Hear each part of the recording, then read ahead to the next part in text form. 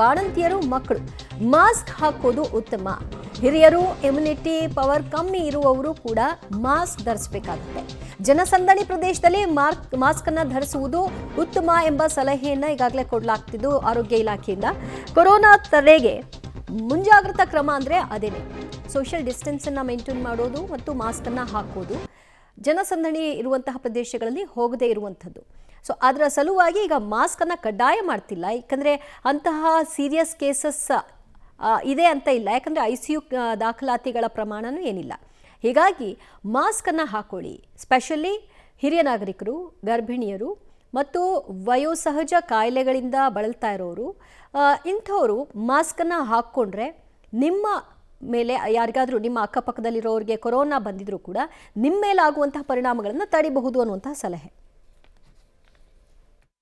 PCR kit ಜಿಲ್ಲಾ ಆಸ್ಪತ್ರೆಗಳಿಗೆ ಮತ್ತು ನಮ್ಮೆಲ್ಲ ಮೆಡಿಕಲ್ ಎಜುಕೇಷನ್ ಆಸ್ಪತ್ರೆಗಳಿಗೆ ಎಲ್ಲರಿಗೂ ಸಪ್ಲೈ ಮಾಡೋದಕ್ಕೆ ಇವತ್ತಿಂದ ಸಪ್ಲೈ ಪ್ರಾರಂಭ ಆಗ್ತದೆ. ಇವತ್ತು ಸಾಯಂಕಾಲದೊಳಗಡೆ ನಮ್ಮ KSMS ಇಲ್ಲಿಂದ ತೊಗೊಳೋದಕ್ಕೆ ಈಗಾಗಲೇ ಹೇಳಾಗಿದೆ. ಸೊ ಇವತ್ತು ನಾಳೆಯಲ್ಲಿ ಎಲ್ಲ ನಮ್ಮ ಡಿಸ್ಟ್ರಿಕ್ಟ್ ಹಾಸ್ಪಿಟಲ್ಸ್ಗೆ, ಮೆಡಿಕಲ್ ಕಾಲೇಜ್ ಹಾಸ್ಪಿಟಲ್ಸ್ಗೆ ಎಲ್ಲ RT-PCR ಕಿಟ್ಸು ರವಾನೆ ಆಗ್ತದೆ. ಸೊ ಟೆಸ್ಟಿಂಗ್ ಮಾಡ್ಕೊಳ್ಳೋದಕ್ಕೆ ಅಲ್ಲಿ ಅಗತ್ಯ ಇದ್ದಂಥ ಸಂದರ್ಭದಲ್ಲಿ ಮಾತ್ರ ಟೆಸ್ಟ್ ಮಾಡಬೇಕು, ವಿನಾಕಾರಣ ಟೆಸ್ಟ್ ಮಾಡ್ತಕ್ಕಂಥದ್ದು ಏನಿಲ್ಲ. ಸಾರ್ವಜನಿಕವಾಗಿ ಎಂದು ಯಾವುದೇ ರೀತಿಯ ಟೆಸ್ಟಿಂಗ್ ಏನು ಪ್ರಾರಂಭ ಮಾಡ್ತಾ ಇಲ್ಲ.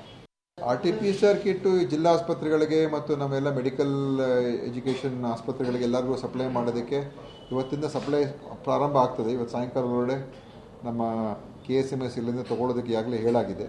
ಸೊ ಇವತ್ತು ನಾಳೆಯಲ್ಲಿ ಎಲ್ಲ ನಮ್ಮ ಡಿಸ್ಟ್ರಿಕ್ಟ್ ಹಾಸ್ಪಿಟಲ್ಸ್ಗೆ, ಮೆಡಿಕಲ್ ಕಾಲೇಜ್ ಹಾಸ್ಪಿಟಲ್ಸ್ಗೆ ಎಲ್ಲ RT-PCR ಕಿಟ್ಸು ರವಾನೆ ಆಗ್ತದೆ. ಸೊ ಟೆಸ್ಟಿಂಗ್ ಮಾಡ್ಕೊಳ್ಳೋದಕ್ಕೆ ಅಲ್ಲಿ ಅಗತ್ಯ ಇದ್ದಂಥ ಸಂದರ್ಭದಲ್ಲಿ ಮಾತ್ರ ಟೆಸ್ಟ್ ಮಾಡಬೇಕು, ವಿನಾಕಾರಣ ಟೆಸ್ಟ್ ಮಾಡ್ತಕ್ಕಂಥದ್ದು ಏನಿಲ್ಲ. ಸಾರ್ವಜನಿಕವಾಗಿ ಎಂದು ಯಾವುದೇ ರೀತಿಯ ಟೆಸ್ಟಿಂಗ್ ಏನು ಪ್ರಾರಂಭ ಮಾಡ್ತಾ ಇಲ್ಲ. ಇನ್ನಷ್ಟು ಅಪ್ಡೇಟ್ಸ್ ಕೊಡ್ತಾರೆ ನಮ್ಮ ಪ್ರತಿನಿಧಿ ಸುಖೇಶ್. ಈಗ ಟೆಸ್ಟಿಂಗ್ ವಿಷಯವಾಗಿ ಅನಗತ್ಯವಾಗಿ ಟೆಸ್ಟಿಂಗ್ ಅನ್ನು ಮಾಡಲ್ಲ, ಯಾರಿಗಾದರೂ ಆ ಥರ ಸಿಂಪ್ಟಮ್ಸ್ ಇದ್ದರೆ ಟೆಸ್ಟಿಂಗ್ ಒಳಪಡಿ ಅನ್ನುವಂತಹ ಸಲಹೆನ ಕೊಡ್ತಾ ಇದ್ದಾರೆ. ಬಟ್ ಈಗ ಪ್ರಕರಣಗಳು ರೈಸ್ ಆಗ್ತಾ ಇರೋದನ್ನ ಗಮನಿಸಿದರೆ ಮುಂದಿನ ದಿನಗಳಲ್ಲಿ ಕಡ್ಡಾಯವಾಗಿ ಟೆಸ್ಟಿಂಗ್ ಮಾಡಬೇಕಾದಂತಹ ಪ್ರಮೇಯ ಬರಬಹುದಾದ ಲಕ್ಷಣಗಳು ಕಾಣಿಸ್ತಾ ಇದೆ. ಅದರ ಬಗ್ಗೆ ಏನು ಹೇಳುತ್ತೆ ಆರೋಗ್ಯ ಇಲಾಖೆ? ಜೊತೆ ಸದ್ಯಕ್ಕೆ ಅಂತ ಪರಿಸ್ಥಿತಿ ಇಲ್ಲ ಅನ್ನುವಂಥದ್ದೇ ಸಚಿವರು ಸ್ಪಷ್ಟಪಡಿಸಿರುವಂಥದ್ದು. ಯಾಕಂದರೆ ಈಗ ಕೆಲವೇ ಪ್ರಕರಣಗಳು ಬಂದಿದೆ ಮತ್ತು ಅಷ್ಟು ಪ್ರಭಾವಿಯಾಗಿರುವಂತಹ ರೀತಿಯಲ್ಲೂ ಕೂಡ ಇಲ್ಲ ಕೇಸ್ಗಳು ಅನ್ನುವಂಥದ್ದು. ಯಾಕಂದರೆ ಬೇರೆ ಬೇರೆ ಸ್ವರೂಪವನ್ನು ಪಡೆದುಕೊಂಡಿದ್ದು ಹಿಂದೆಲ್ಲವೂ ಕೂಡ, ಹಾಗೆ ರೂಪಾಂತರ ಆಗುವಂತಹ ಅಥವಾ ದೊಡ್ಡ ಪ್ರಭಾವ ಇಲ್ಲ ಅನ್ನುವಂಥದ್ದು. ಆ ಕಾರಣಕ್ಕಾಗಿ ಆ ಟೆಸ್ಟಿಂಗ್ ಅಗತ್ಯ ಅಥವಾ ಕಡ್ಡಾಯ ಅನ್ನುವಂಥದ್ದು ಇದುವರೆಗೂ ಮಾಡಿಲ್ಲ. ಆದರೆ ಪರಿಸ್ಥಿತಿಗಳನ್ನ ಮುಂದೆ ನೋಡ್ಕೊಂಡು ತೀರ್ಮಾನ ಮಾಡಬೇಕಾಗುತ್ತೆ. ಯಾಕಂದರೆ ಈಗಲೇ ಒಂದು ರೀತಿಯಲ್ಲಿ ಆ ರೀತಿಯ ಒಂದಷ್ಟು ಸೂಚನೆಗಳನ್ನ, ಕಟ್ಟಪ್ಪಣೆಗಳನ್ನ ಓಡಿಸೋಕೆ ಹೋದರೆ ಒಂದು ರೀತಿ ಆತಂಕವನ್ನು ಸೃಷ್ಟಿ ಮಾಡಿದಂತಾಗುತ್ತೆ.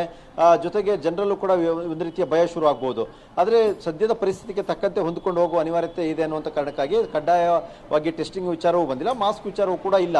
ತೀರಾ ಯಾರು ಒಂದು ಸಲಹೆಗಳು ಒಂದಷ್ಟು ಕೊಟ್ಟಿರುವಂಥದ್ದು, ಇಮ್ಯುನಿಟಿ ಕಡಿಮೆ ಇರುವಂಥವ್ರು, ಹಿರಿಯರು, ಬಾಣಂತಿಯರು ಅಥವಾ ಗರ್ಭಿಣಿಯರು, ಮಕ್ಕಳು ಈ ರೀತಿ ಅಗತ್ಯ ಇದ್ರೆ ಬಳಸಲಿ ಅನ್ನುವಂಥ ಸಲಹೆ ಹೊರತು ಅಧಿಕೃತ ಸೂಚನೆಗಳನ್ನುವಂಥದ್ದು ಯಾವುದು ಕೂಡ ಕೊಟ್ಟಿಲ್ಲ ಇದುವರೆಗೂ ಕೂಡ. ದಿವ್ಯ ಜೊತೆ ಓಕೆ ಸುಖೇಶ್, ಸಂಪರ್ಕದಲ್ಲಿ ಮತ್ತಷ್ಟು ಮಾಹಿತಿ ಪಡ್ಕೊಳ್ತೀವಿ.